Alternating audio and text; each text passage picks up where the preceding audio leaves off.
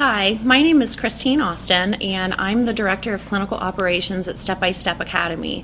I've been working with Step by Step since 2004, starting off as a behavior technician. That's our direct care staff here, and now I serve as the Director of Clinical Operations. I have been certified as a BCBA since 2007, and I currently just finished my master's in applied behavior analysis. And today I want to talk about basically a transition survival guide. And this is part 2 of a part 1 of 2-part series.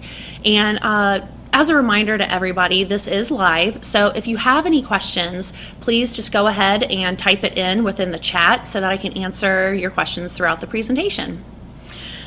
To provide an overview of what our objectives are today is to identify a minimum of 25 must-have social skills for an adolescent and or adult with autism and or Asperger syndrome. We're going to cover many more than just 25 skills, but I want for you guys to be able to identify at least 25. I also want for you to be able to create and prioritize a social skill treatment plan for your student, and also learn several teaching strategies to use with your student. So what I'm going to do is, because this is part 2, I'm going to do an overview of our teaching practices that we use to teach the social skills.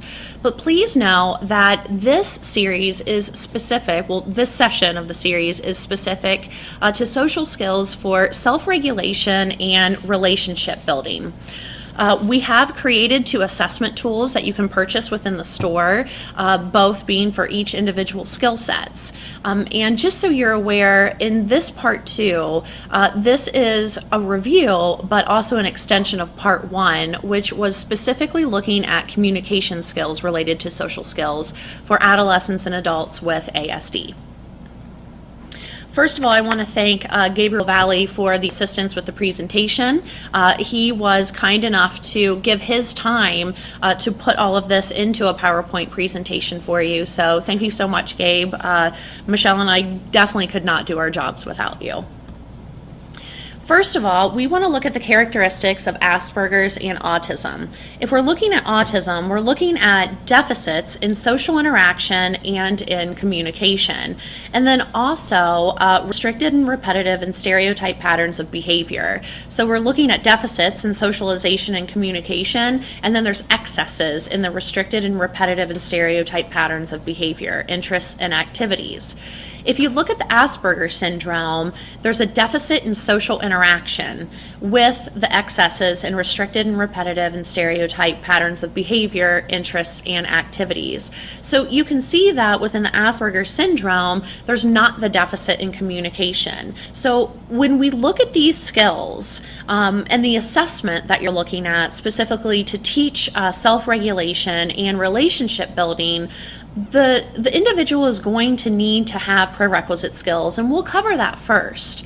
But really, we're looking at individuals with a mild to moderate intellectual disability or no intellectual disability with an autism or Asperger's diagnosis.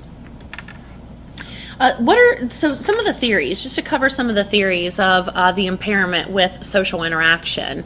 The current theories include that individuals with ASD lack the ability to integrate multiple linguistic and social and emotional messages in social situations. So they might have a hard time being able to take all of that information and disseminate it.